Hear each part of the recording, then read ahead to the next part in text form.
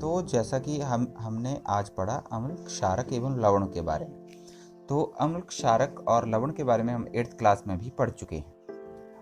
अम्ल की प्रकृति को जानने के लिए हमने उसके स्वाद से भी उसका पता लगाया था। जो खट्टा हमारे भोजन में हमें लगता है स्वाद, वो अम्ल की वजह से होता है, और जो कड़वा स्वाद होता है वो क्षारक की वजह से लगता है।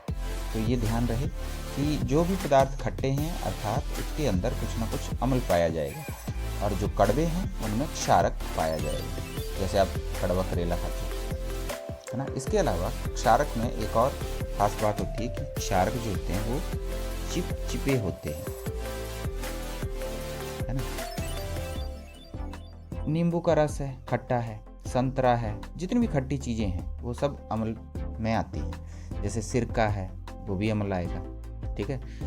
क्षारक में हम साबुन ले लेते हैं। साबुन आपको चिपचिपा मिलता है, चिपचिपा होता है वो, तो ये भी एक क्षारक है, ठीक है।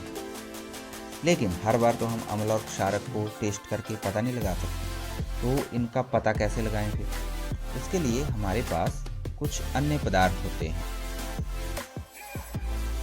दूसरे पदार्थ हैं जिनका प्रयोग करके हम अम्ल और क्षारक की प्रकृति का पता लगा सकते हैं। हम ये जान सकते हैं कि जो पदार्थ अभी हमारे पास है क्या वो अम्ल है या क्षारक। कैसे पता लगाएंगे? इन पदार्थों को हम क्या कहते हैं?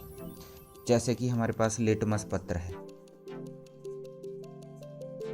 लिटमस पत्र हमने लिया, ये मेरे पास एक पदार्थ है, मुझे नहीं पता कि इसमें क्या है। इसमें अम्ल भी हो सकता है, क्षारक भी हो सकता है। तो हम लिटमस पत्र इसमें डालेंगे। लिटमस पत्र है मेरे पास, इस लिटमस पत्र को इसमें डालूंगा मैं, फिर देखूंगा कि इसमें क्या परिवर्तन होता है। पहले तो लिटमस पत्र दो तरह का होता है, नीला और लाल।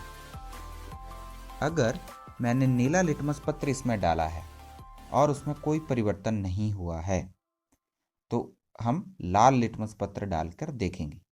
फिर अगर लाल लिटमस पत्र डाल के उसका रंग बदल गया तो हम बोलेंगे कि यह क्षारक है। क्षारक में क्या होगा? लाल लिटमस पत्र हम अगर डालेंगे तो उसका रंग नीला हो जाएगा। ये कब होता है? जब हमारे पास ये क्षारक है। तो जब भी हम क्षारक में लाल लिटमस पत्र डालेंगे वो नीला हो जाएगा। लेकिन अगर ये अम्ल होता तो अम्ल अगर होगा तो नीला लिटमस अगर इसमें डाला जाएगा तो उसका रंग लाल हो जाएगा। ये याद रखना है आपने कि जब क्षारक हमारे पास है तो हमारा जो लाल लिटमस है वो रंग बदलेगा, लेकिन अगर अम्ल हमारे पास है तो नीला लिटमस है वो अपना रंग बदल देगा। तो इस प्रकार हमारे पास लिटमस के अलावा भी कुछ अन्य सूचक हो सकते हैं। तो लिटमस के अलावा हमने प्याज, लौंग का तेल, गुड़हल की पंखुड़ियाँ और हल्दी, इनका भी प्रयोग हम कर सकते हैं यह जानने के लिए कि जो पदार्थ हमारे पास है वो अम्ल है या क्षारक है। अच्छा, हमने यहाँ पे बात की कि लाल लिटमस नीला हो जाएगा अगर पदार्थ की प्रकृति क्षारक है। उस क्षारक में हम लाल लिटमस को डालते हैं तो वो रंग बदल देगा और नीला हो जाएगा। लेकिन उसी क्षारक में अगर हम नीला लिटमस पत्र डालेंगे तो उसके रंग में कोई परिवर्तन नहीं होगा। उसी प्रकार अम्ल के लिए हमने बोला कि अगर नीला लिटमस पत्र अम्ल के अंदर डाला जाएगा तो उसका रंग लाल हो जाएगा, लेकिन अगर लाल लिटमस पत्र डाला जाए तो वो रंग नहीं बदलेगा। अच्छा, इसके अलावा ये जो हमने जितने भी पदार्थ किए हैं, लिटमस पत्र का प्रयोग किया है, लिटमस पत्र के अलावा विलयन रूप में भी होता है। ये बैंगनी कलर का होता है, हमारे पास घोल लिक्विड होता है एक, लिटमस सॉल्यूशन, लिटमस विलयन उसको कहेंगे। यह भी नीले और इसी प्रकार नीले और लाल रंग का नहीं होगा, ये बैंगनी रंग का होता है मेनली। और जब यह क्षारक में डाला जाएगा तो नीला हो जाएगा, जब अम्ल में डाला जाएगा तो लाल हो जाएगा। तो ये सभी पदार्थ हमें प्रकृति में मिले हैं।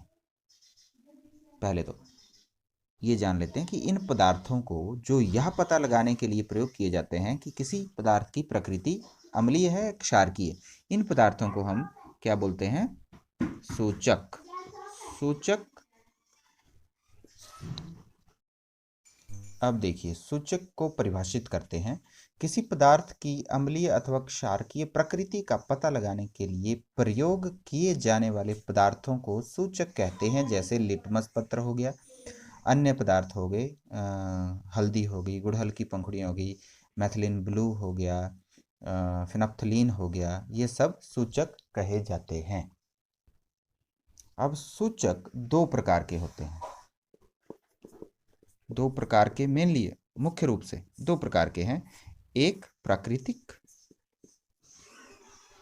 प्राकृतिक और दूसरा संश्लेषित।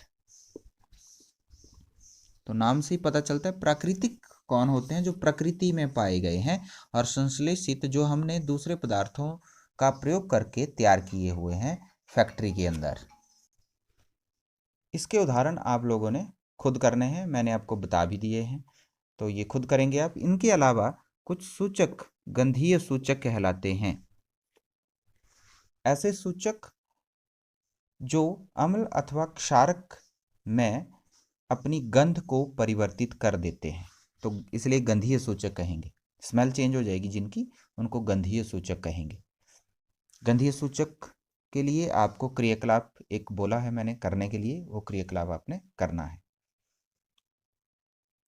इसके अलावा एक सारणी आपको दी है, वो आपने करनी है। क्रियाकलाप का छोटा सा वीडियो बना के मुझे भेजना है। अगर कुछ भी आप लोगों को समझ ना आया हो, फिर आप दोबारा पूछ लें। इन वीडियोस को आप दोबारा प्ले करके भी सुन सकते हैं।